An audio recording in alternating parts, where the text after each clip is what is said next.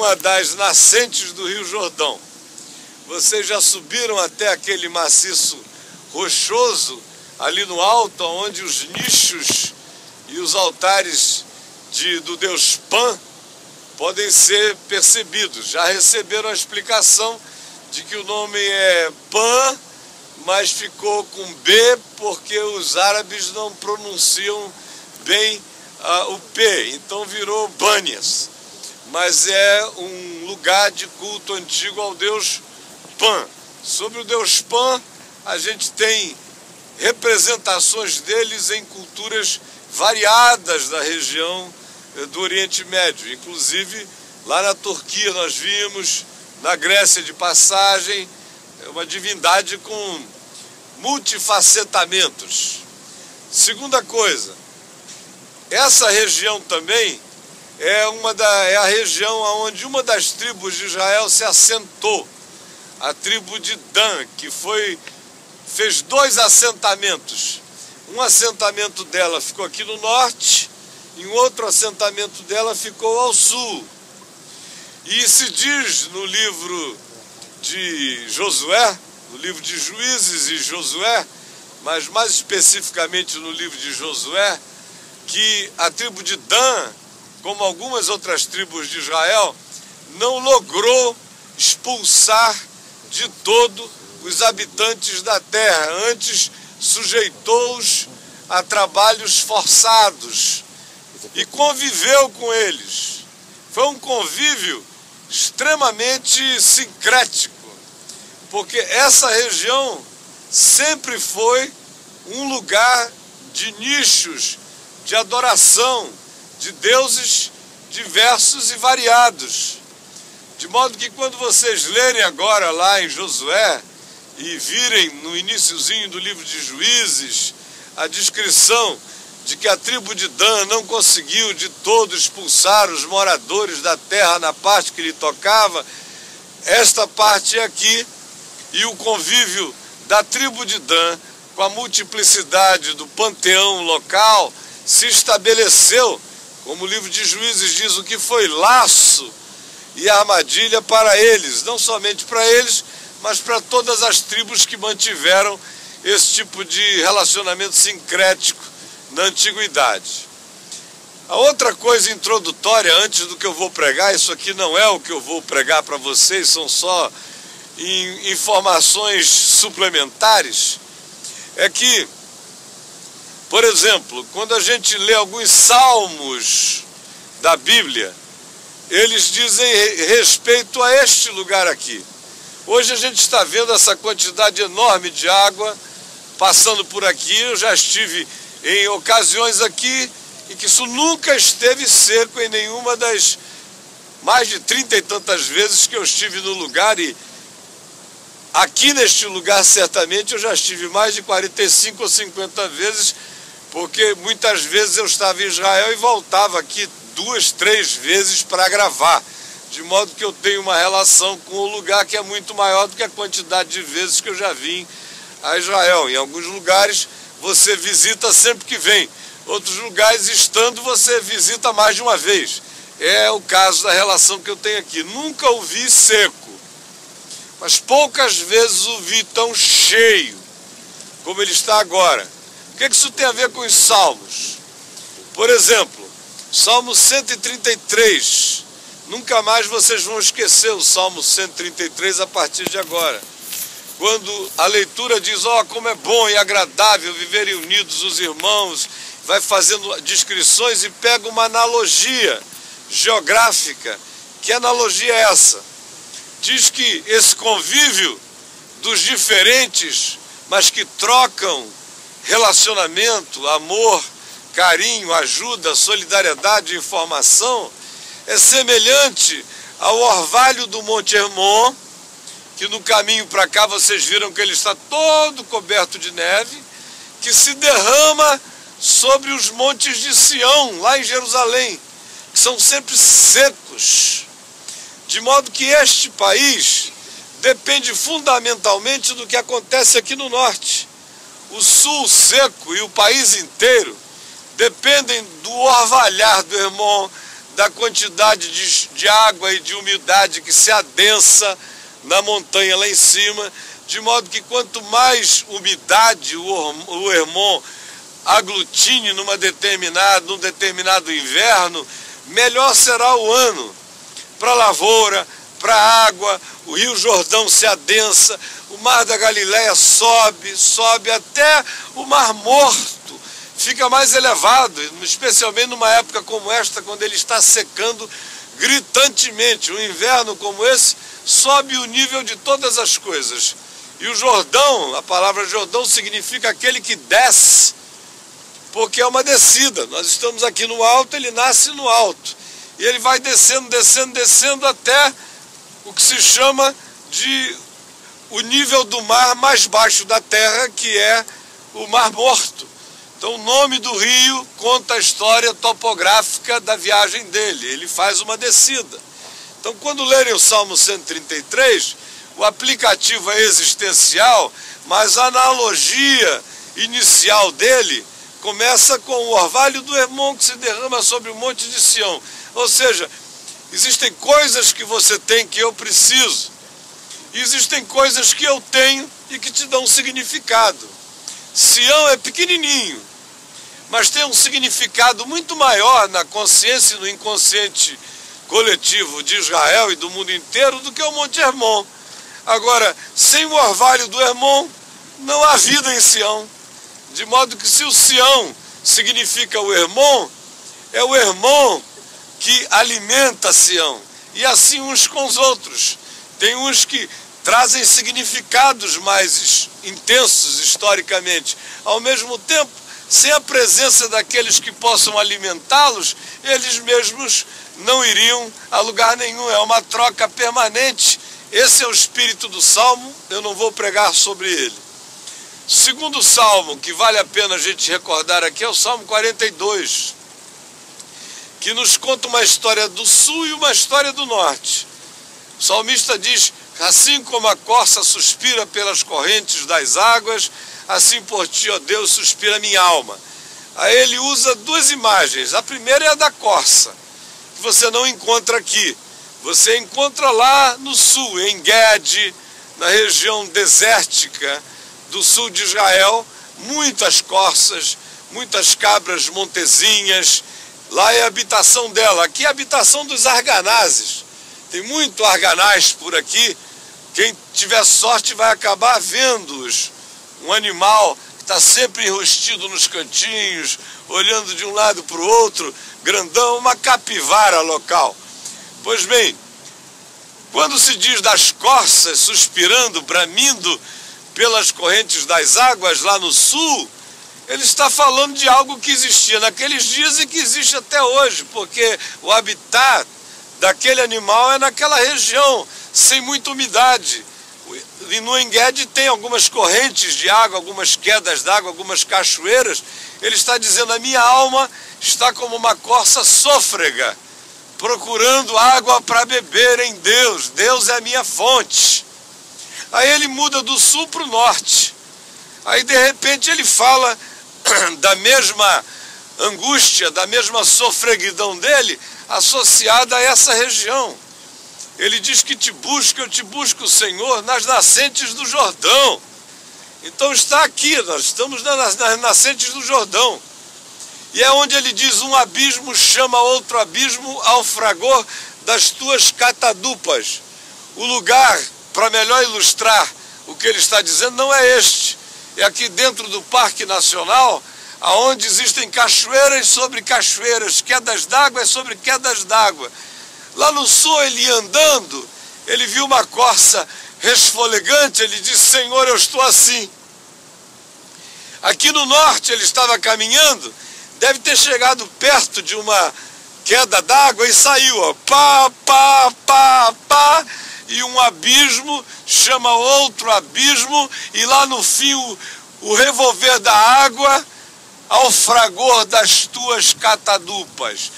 Assim como estes dois salmos, existe uma quantidade enorme de salmos e de textos bíblicos que você só entende mesmo o significado deles se você tiver alguma experiência geográfica, topográfica, cultural, botânica e de vários outros níveis que foram os elementos tirados como analogia para ilustrar o que o indivíduo estava querendo dizer. Não estou dizendo com isso que quem não saiba disso não entende o espírito. Entender o espírito você entende em qualquer lugar. Agora, colorir a existencialidade do que se estava dizendo, você definitivamente precisa desse tipo de ajuda. Terceira coisa que eu queria dizer a vocês, neste lugar aqui, tem a ver agora com o que eu desejo que vocês guardem no coração, não como uma informação ilustrativa, mas como palavra de Deus para começarmos este dia. Está aí em Mateus, no capítulo 16. Quando eu comecei a vir a Israel em 1977, o lugar aonde todo mundo ia, unanimemente, para celebrar a transfiguração de Jesus, era o Monte Tabor, que fica aqui na Galileia, bem mais abaixo de onde nós estamos. Inclusive lá em cima tem um santuário católico que celebra a transfiguração. É uma subida íngreme, uma vista muito bela, lá de cima do Tabor. Mas quando eu cheguei em 1977 e eu vim aqui sem guia, sem ninguém me assistindo, só eu e a minha Bíblia, lendo-a, eu li a minha Bíblia lá em Manaus, e a conclusão que eu cheguei no Amazonas é que aonde quer que a transfiguração tivesse acontecido, ela tinha que ser muito perto de um alto monte próximo a Cesaré de Filipe.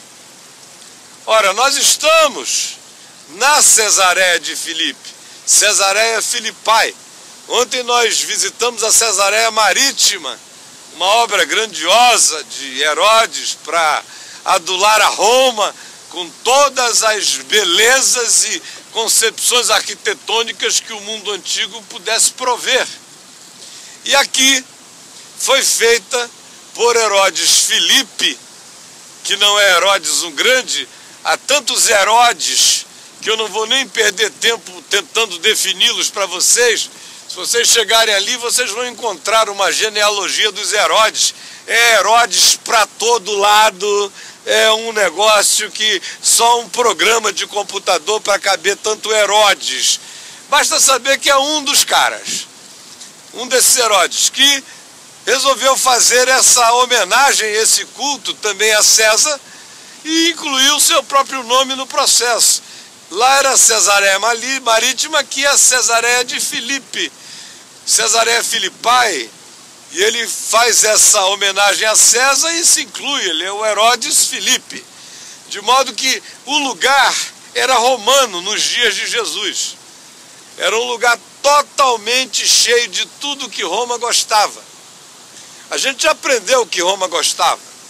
Roma gostava de saunas, Roma gostava de termas, Roma gostava de prostituição, Roma gostava de promiscuidade, Roma gostava de beleza, Roma gostava de estética, Roma gostava de panteão, de muitos deuses.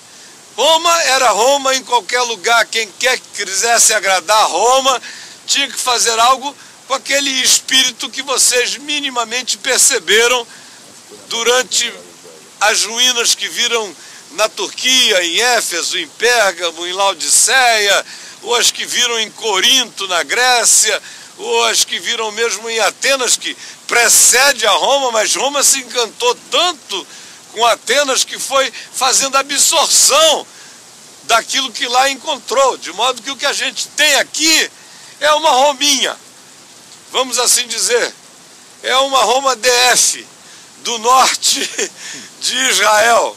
Quem aqui chegasse, chegava em Roma, também assim como quem chegava na Cesareia de Marítima dizia, poxa, que espetáculo, quem dera Roma tivesse um mar à porta, para que os palácios fossem assim tão belos quantos belos eram aqueles e aquelas edificações. Esse é o contexto nos dias de Jesus. E Mateus 16 nos diz que o seguinte: indo Jesus para as bandas de Cesareia de Filipe, ou seja, ele estava vindo lá de baixo, a maior parte do tempo ele estava em Cafarnaum, na Galileia, e vindo daquela região subia na direção norte. É vindo no caminho para cá que ele pergunta aos seus discípulos: quem dizem as multidões que eu sou? É uma pesquisa de opinião. O que é que estão falando por aí a meu respeito? Aí eles respondem: ora, uns dizem que tu és João Batista, que estaria com pleno poder transferido para ti, autoridade. Alguns imaginam que tu sejas essa emanação João Batistiana. Outros acham que tu és Elias. Outros acham que tu és Jeremias. Outros acham que tu és um dos profetas da antiguidade, reencarnado.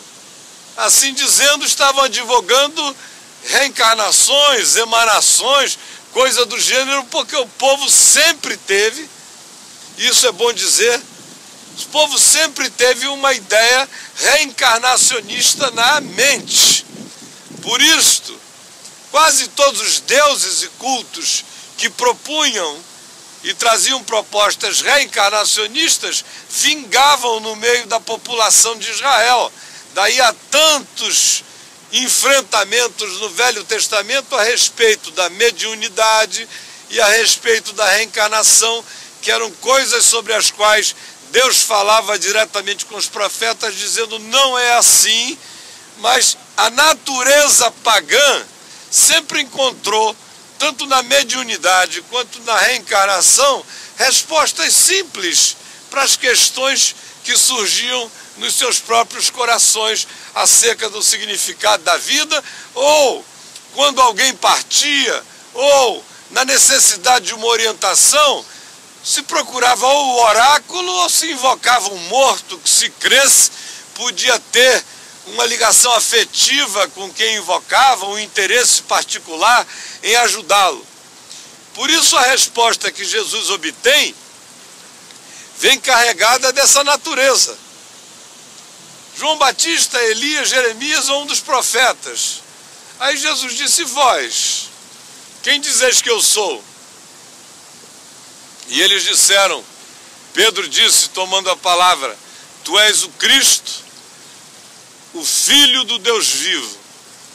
E Jesus lhe disse: bem-aventurado tu és, Simão Bar-Jonas, filho de Jonas, porque não foi carne nem sangue quem tu revelou estas coisas, mas meu Pai que está nos céus. E diz a seguir, que Jesus disse: em verdade eu vos digo, que eu vou edificar a minha igreja, e as portas do inferno não prevalecerão contra ela. Antes disso, Jesus disse a Pedro, e disse aos demais, aos que ouviam a resposta de Pedro, e agora a fala de Jesus sobre a bem-aventurança daquela confissão, daquele entendimento, daquela percepção de que Deus estava em Cristo. Porque era isto que Pedro estava dizendo. Quando disse: tu és o Filho do Deus vivo, ele disse: Deus está em ti, tu és o Emanuel, é Deus conosco, tu és o cumprimento de todas as esperanças, de todos os que creram. Deus está aqui, olhando para ti eu vejo Deus, porque tu és Deus. Aí Jesus o abençoa e abençoa todos quantos creem na mesma perspectiva, com a mesma fé, e diz: em verdade eu te digo, eu dar-te-ei as chaves do reino dos céus, o que tu ligares será ligado, o que tu desligares será desligado, e eu edificarei a minha igreja, e as portas do inferno não prevalecerão contra ela. É baseado nisso que a Igreja Católica faz do Papa o sucessor de Pedro, porque supostamente Pedro teria ficado de chaveiro-mor do reino de Deus, o dono da chave. O que é uma contradição total com o Pedro que a gente conhece na Escritura. Se era assim, Paulo se tornou o gerente, porque a consciência de Paulo transcendeu em muita de Pedro. Se fosse assim, era uma contradição com Jesus, que diz: eu sou o caminho, a verdade, a vida, ninguém vem ao Pai senão por mim. Se fosse assim, era um absurdo, era uma esquizofrenia crística, que não cabe em tudo que Jesus ensinou sobre o acesso de todo homem a Ele. Seria uma própria contradição, Pedro, dizer que o único acesso entre Deus e os homens é Jesus, ou como Paulo viria a dizer, há um só Deus e um só mediador entre Deus e os homens, Cristo Jesus, homem. E Pedro diz: há um único nome dado entre os homens pelo qual importa que sejamos salvos, esse é o nome de Jesus. De modo que essa é uma interpretação falida e falaciosa, porque o que Jesus estava dizendo é: a pedra não é Pedro.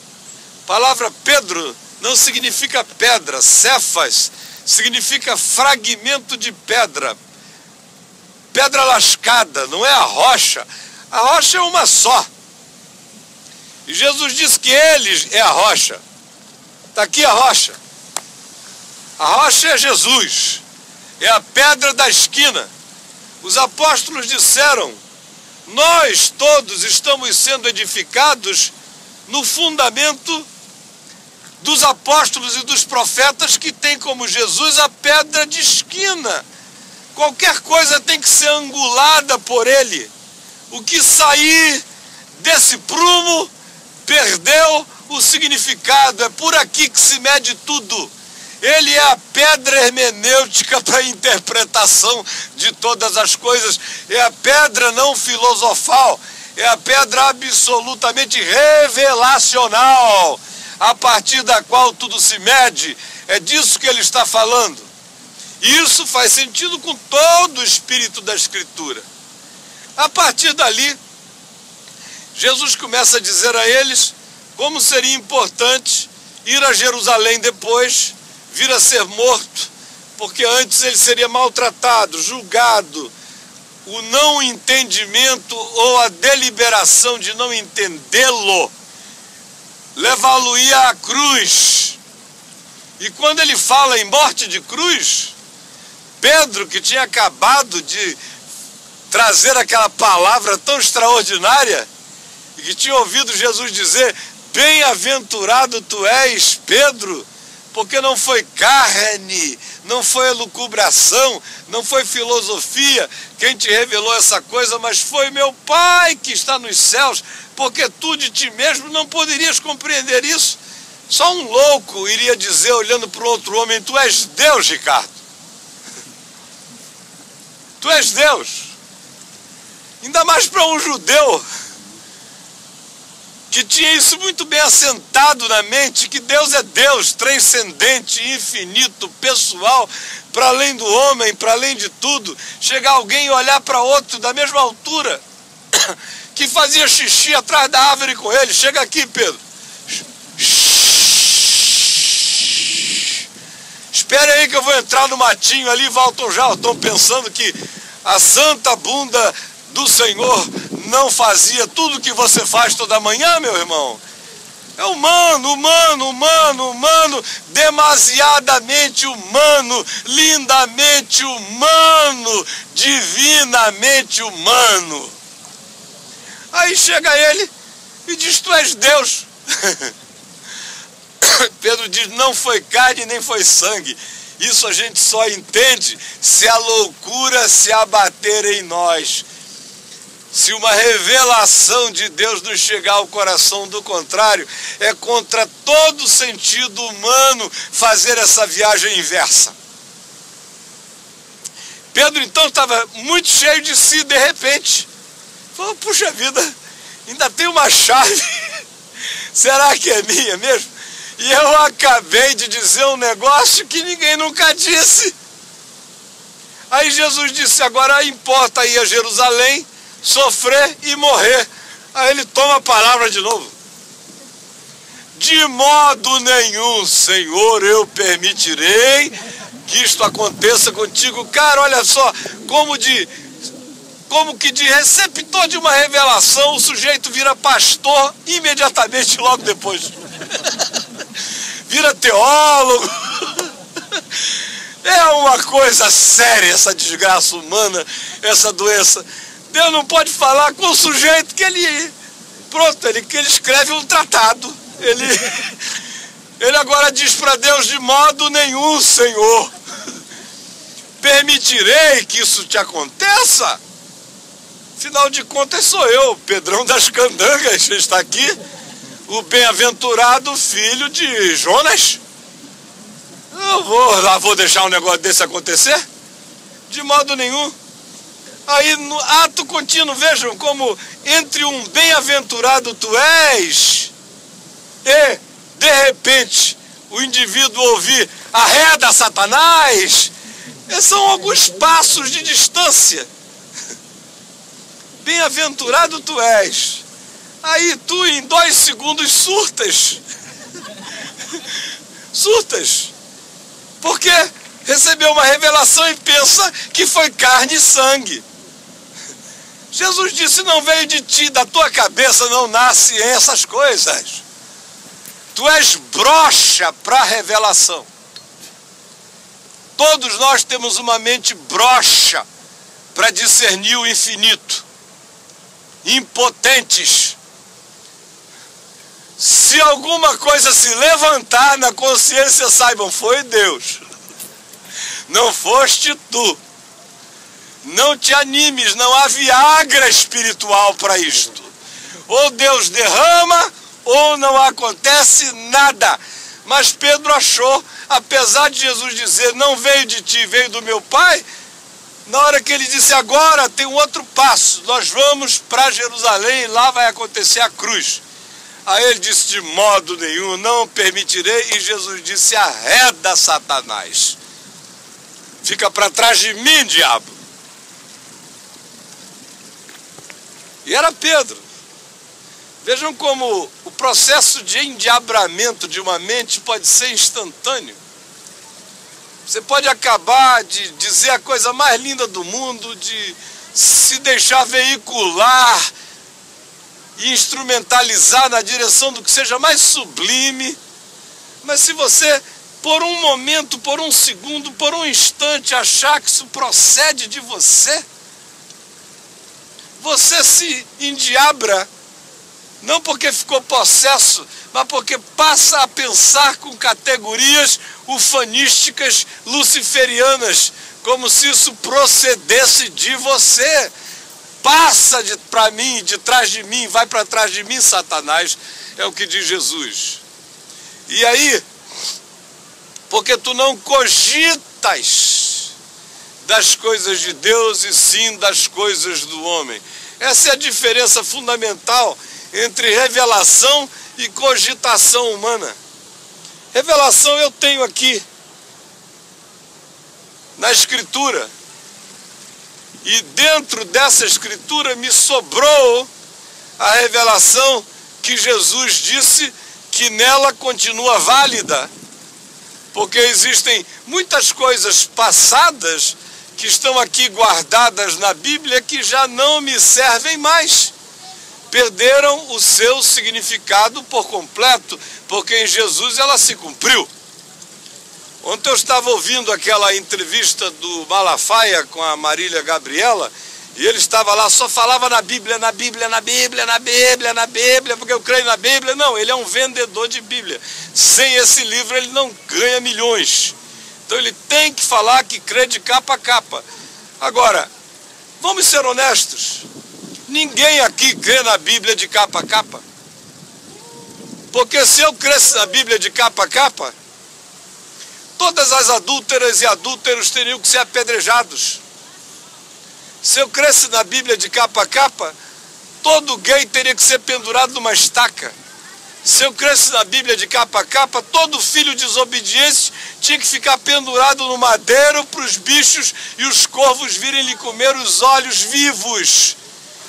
Se eu acreditasse na Bíblia de capa a capa, eu seria pior do que o Bin Laden fez nas Torres Gêmeas. Esse é o escrito de dívida que havia contra nós para mostrar como o que é e o que não é, o sim, sim e o não, não, da verdade de Deus em relação à tortuosidade humana é insuportável. E foi esse escrito de dívida que havia contra nós que foi inteiramente removido e encravado na cruz, como diz Paulo em Colossenses no capítulo 2. Então, eu tenho aqui na Bíblia para trás uma quantidade enorme de coisas que continuam em validade, porque continuam de acordo com o Espírito de Jesus.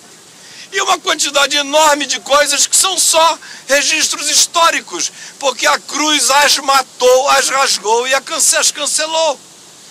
Por isso eu repito, quem não ler a Escritura, tendo Jesus como chave hermenêutica para compreender, vai ficar esquizofrênico, porque não são conciliáveis esses padrões.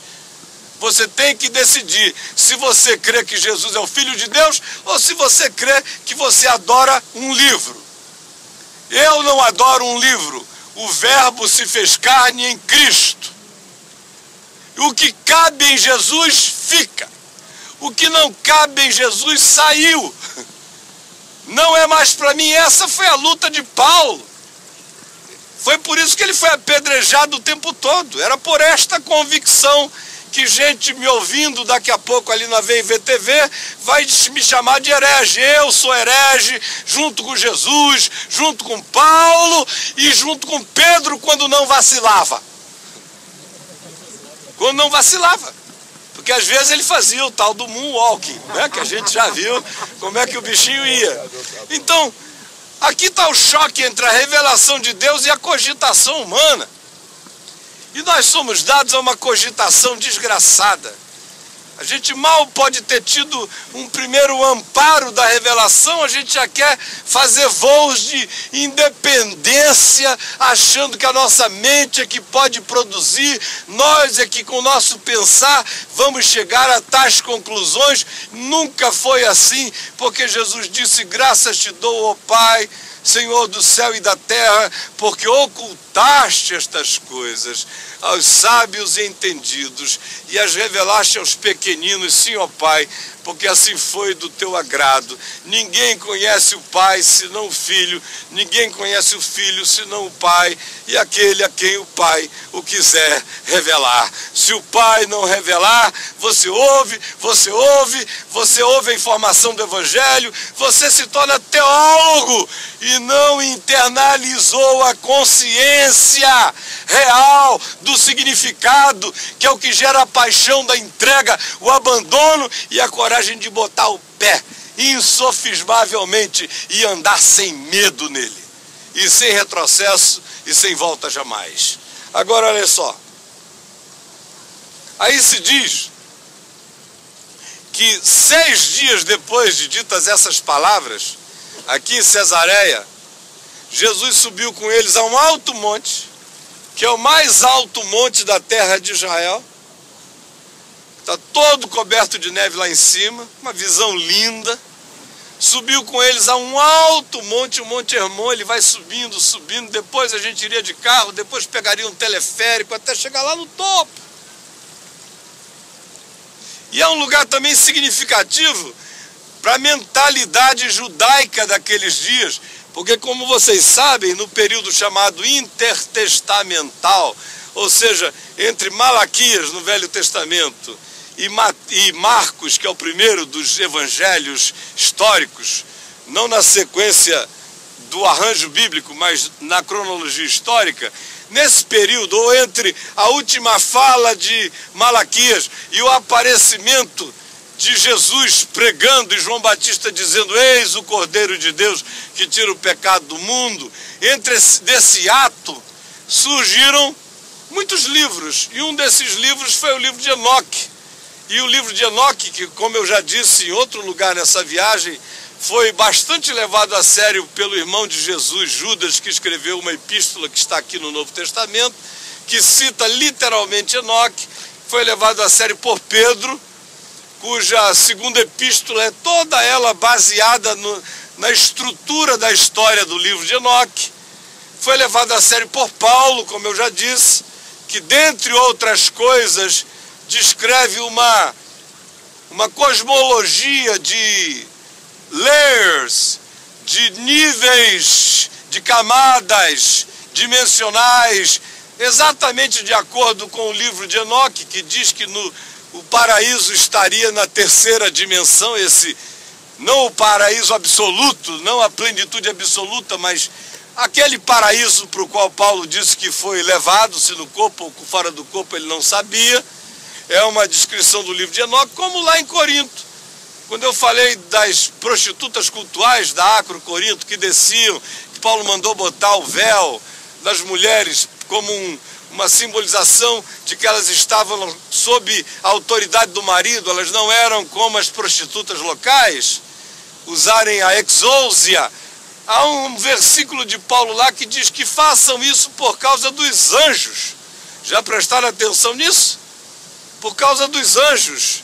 Em outras palavras, Paulo está ouvindo o eco do livro de Enoque sobre o fato de que anjos caídos sentem um desejo perverso de copulamento, de penetração, de possessão mais intenso da figura feminina do que em qualquer outra perspectiva arquetípica de alma. Mas eu não tenho tempo para alongar-me aqui. Durmam apenas com esta informação e com este barulho. Então, naquele período, surgiu o livro de Enoque. E o livro de Enoque nos diz que foi aqui em cima do Monte Hermon, onde 300 anjos desceram e fizeram um pacto, não com aquela beleza maviosa do Nicolas Cage, na Cidade dos Anjos, que se apaixonou pela Meg Ryan, e decidiu pular lá de cima daquele edifício e se esborrachar, lamber o sangue, dizer como é bom sentir dor, gosto de sangue, cheiro de gente. Não, sem aquela beleza.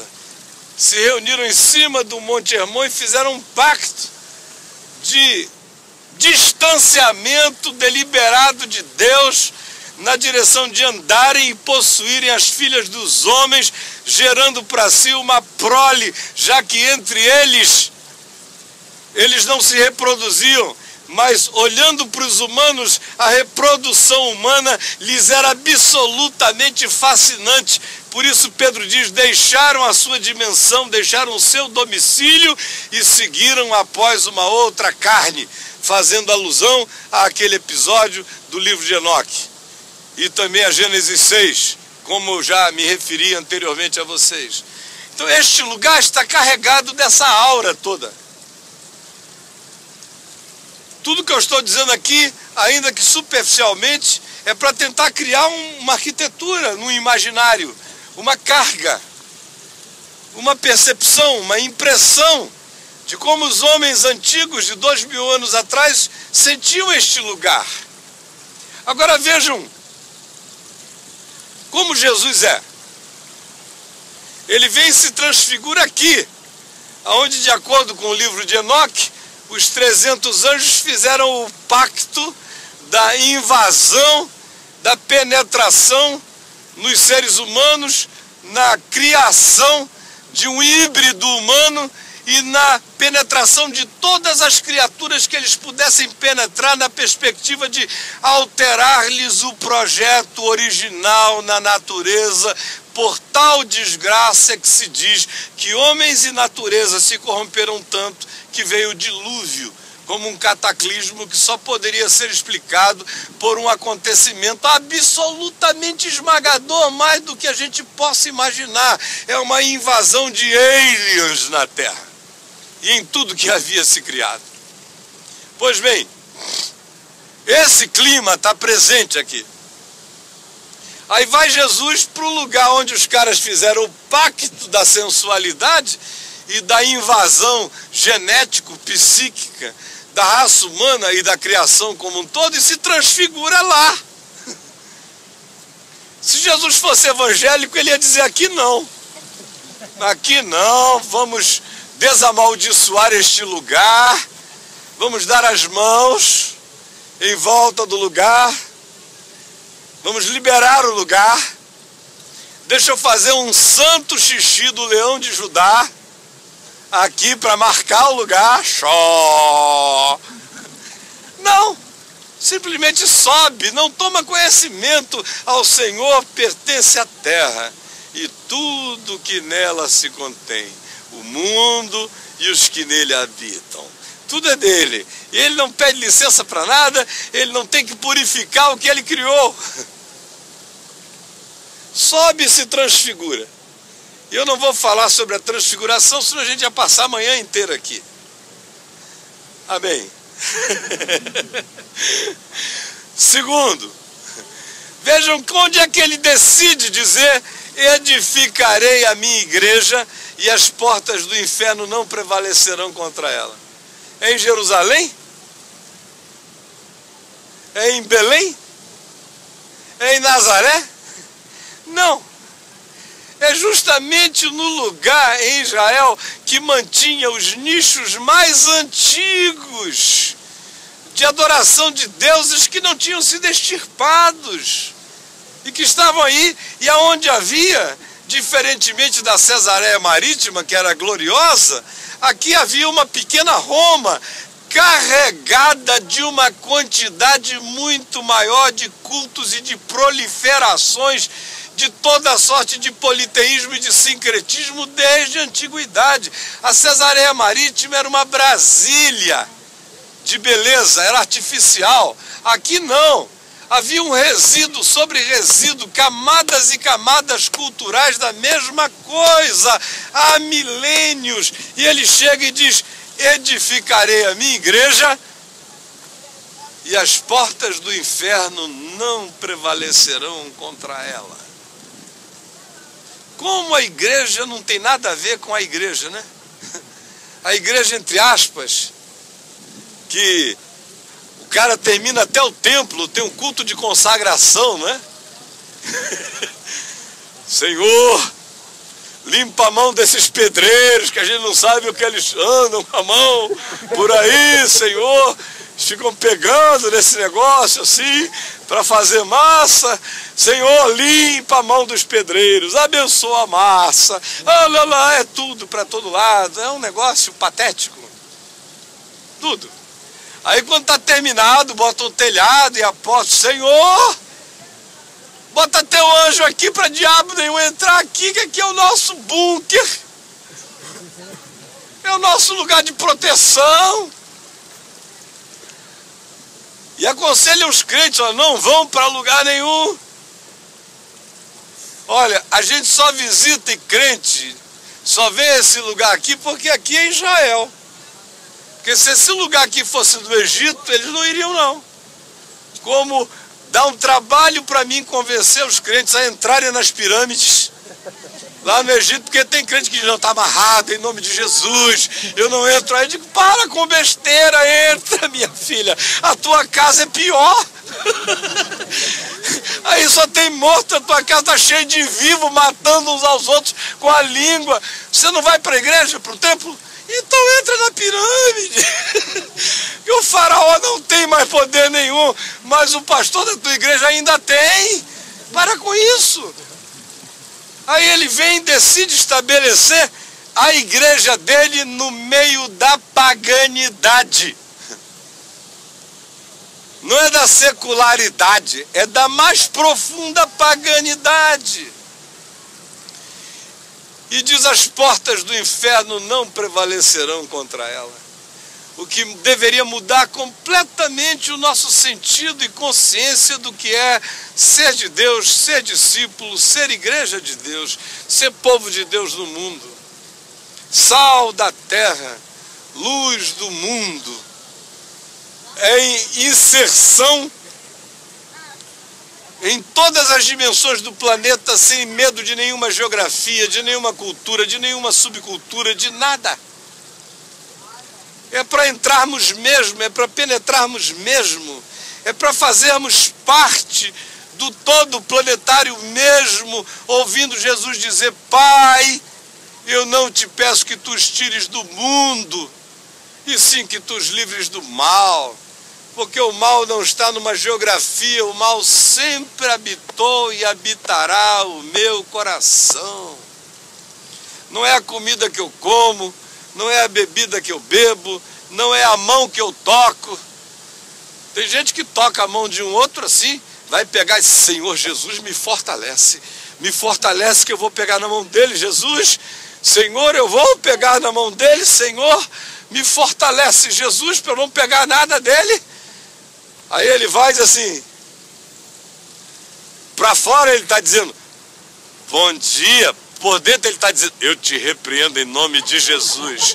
Sai dele, sai de mim também. Esse é o espírito nojento, patético. É um negócio de seita encolhida, horrorosa. E que está presente na maioria das pessoas. Então não está. Vamos ser honestos. Se chega alguém na sua casa com aquele cheiro de pastor, porque pastor tem um cheiro. Não sei se vocês já sentiram, mas eu convivi minha vida inteira com pastor, eu sei que pastor tem um certo cheiro. Cheiro de pastor. Tem cara de pastor, tem modos de pastor, tem estereótipo de pastor, tem paz do Senhor, oh, como vai, irmã? Você já sabe, já aquilo é cantado. Tem um séquito invisível que anuncia a chegada do bicho muito antes dele aparecer. A gente já sabe como é que é. Aí a gente se abre, vem. E às vezes, graças a Deus, ainda não são todos, ainda há 7.000 que não dobraram os seus joelhos a Baal, mas hoje em dia a grande maioria vem para matar, roubar e destruir. Ou então vem como mercenário. Quando vê vir o lobo, foge. E não fica para encarar, não fica para morrer.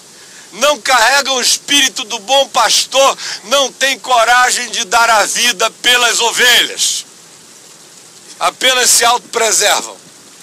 Mas se chegar uma irmãzinha, uma pessoinha com um estereótipo diferente, sem a pele mais escura, uma saia mais colorida e rodada, um turbantinho na cabeça, se disser que gosta de acarajé, a gente já está repreendendo e mandando sair em nome de Jesus.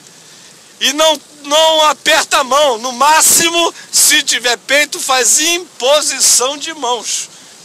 Antes de eu te apertar a mão, deixa eu orar na tua cabeça. Em nome de Jesus, balança, minha filha, balança. Balança para sair, em nome de Jesus. Sai.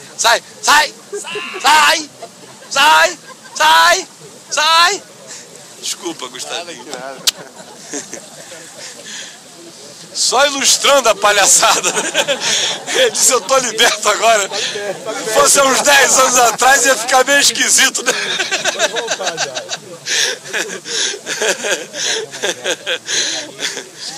Então, o que eu estou querendo concluir dizendo a vocês, meus amigos, é que nós fomos chamados para sermos os entes mais virulentos do planeta.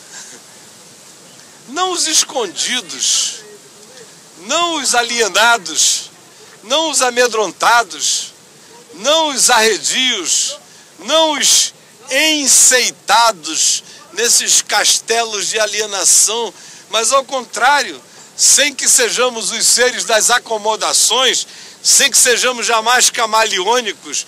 A gente viu a história de Paulo, como ali há um ser inteiro, chega inteiro, aonde quer que chegue, chega dizendo quem ele é, no que ele crê, faz com sabedoria, mas não foge de nenhum enfrentamento necessário, mas está presente em todos os lugares.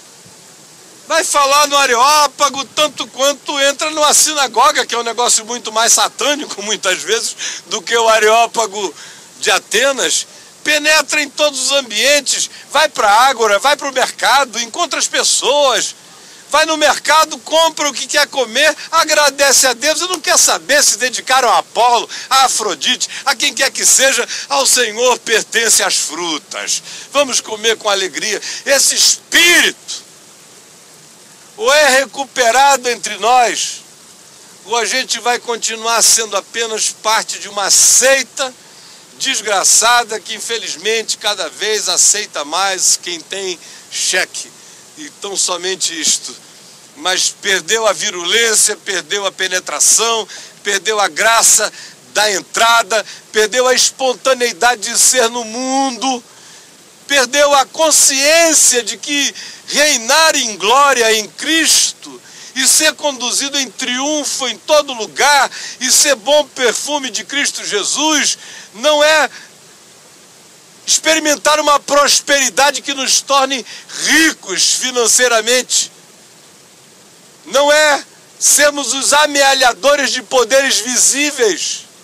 É carregarmos dentro de nós esse poder que não retroage em lugar nenhum e não faz isso com mala educação, faz isso no amor de Deus, com naturalidade sóbria, livre, santa e cheia da certeza de que sejam quais forem as portas do inferno, elas não prevalecerão contra nós se a gente andar no espírito dessa convicção de que Ele é a rocha da minha vida. Minha existência está erigida nele. Nele. Essa rocha espiritual que anda, como diz Paulo, escrevendo em 1 Coríntios, no capítulo 10, quando diz que o povo de Israel peregrinava no deserto e havia uma rocha espiritual que os seguia e a rocha era Cristo.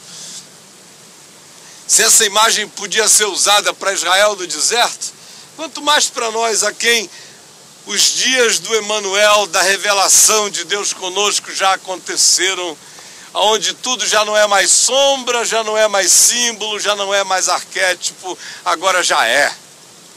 Agora os meus olhos viram, os meus ouvidos ouviram, como diz João, minhas mãos apalparam, meu coração recebeu tudo com relação ao verbo da vida.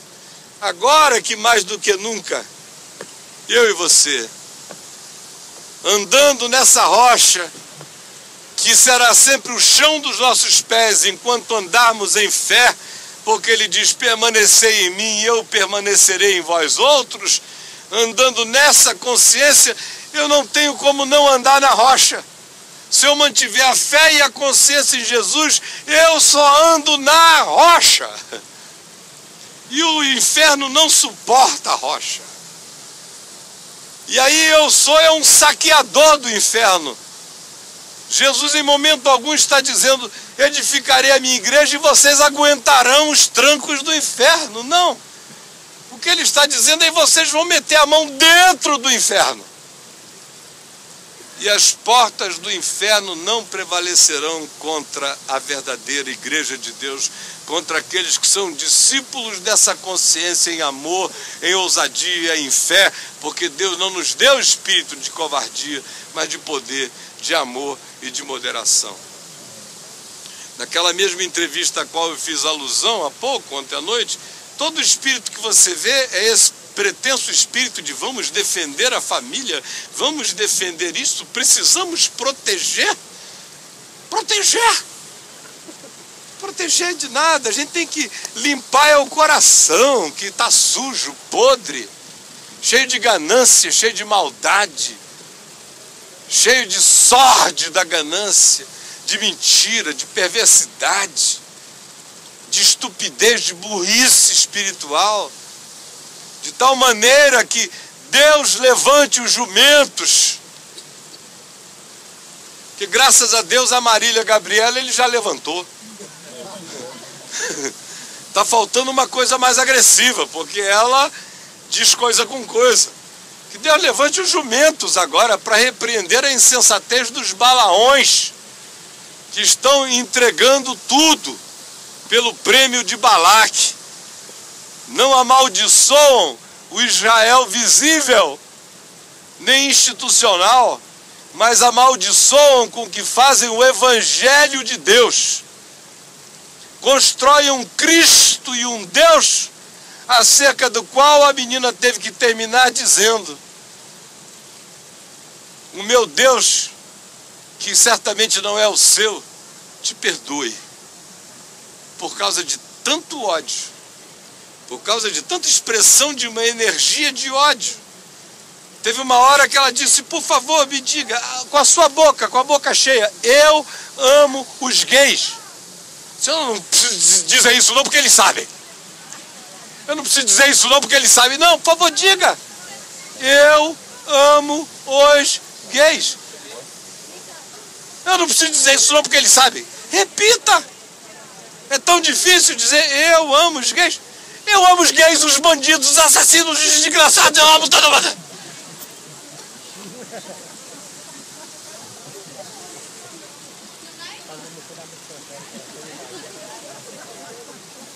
Porque Deus é amor. E o que você acha do islamismo? Ah, são radicais demais. Ai, meu Deus, me tira o tubo. Me tira o tubo. Desliga a máquina. Me deixa aí, Senhor. Mas que nada.